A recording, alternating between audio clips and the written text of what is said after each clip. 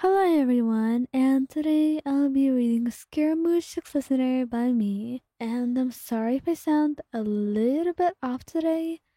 I'm literally listening to ASMR as I create this ASMR. Yeah, sounds a little bit funny, but it's true. Anyway, with that said, let's get into the video. Scaramouche always thought that you were extremely hot, without you needing to do anything specific or special.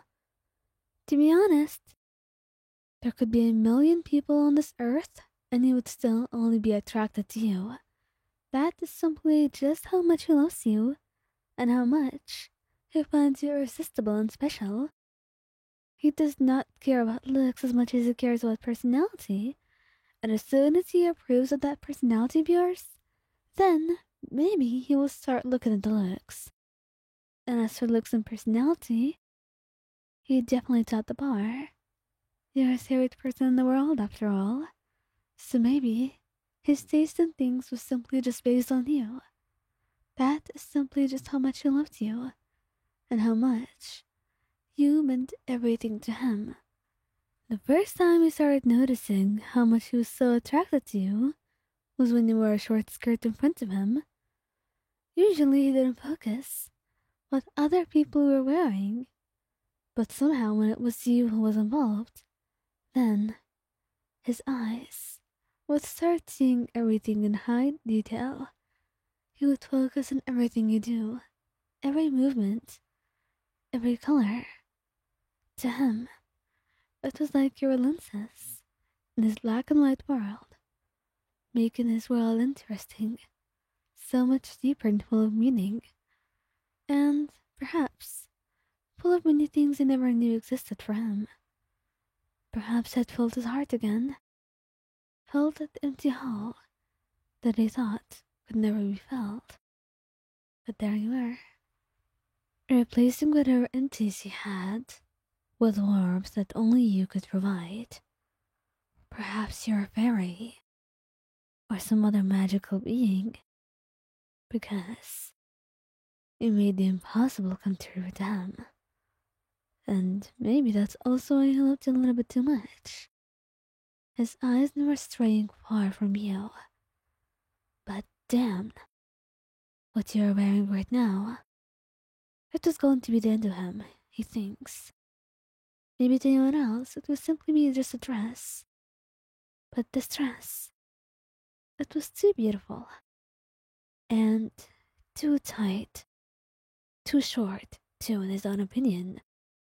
The way it highlighted your curves and your body in ways that he never thought of, it was a little bit too much. And he honestly felt like he couldn't handle it. Like he was about to explode at any given moment. Even worse were the looks you gave him. The teasing touches that you would leave on his body whenever he passed by. The soft kiss that was never lingering enough. Too soft, too quick, to even be registered or processed in him. What the hell were you doing to him? It was like someone was playing with his mind. Like you were going to destroy him. This was the way you teased him. And honestly, he wouldn't put it past you. You would know how. That is something only you can do. But at one point, Scaramouche reaches his limit of holding back, of being quiet, of acting so nonchalant. Scaramouche may be an expert at keeping his own emotions at bay, but if there is anyone in the universe that could make him crack, it would have to be you. And that's also why he has cracked right now. Lion, come over here. Huh? What do you want, Skara? You ask, acting like you weren't seeing this coming at all. But then, he gives you a look of impatience. I said, come over here. He then repeated, and he knew this would be the last thing you get from him before he grabbed you and put you there himself. So that's why he walked over, sitting on his lap, as he wrapped his arms around your waist, pressing you close to his body, as if to feel every inch of you, to lean in, breathe in the scent of your perfume, and relax. He had you in his arms now, and honestly, to scare it, that was more than anything a man could ever want. He had you, and that was probably the best thing you could ever have too. Would you give me a kiss? He then asked. Scaramouche didn't like being the one to get everything from you. He liked feeling you were interested too, like you wanted to be with him. Like this was something that you were aching for just as he was. And honestly, you had no trouble admitting it.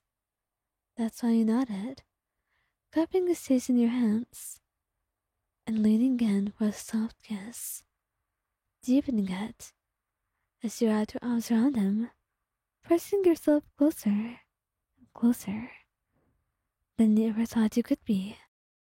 And then those kisses got more heated.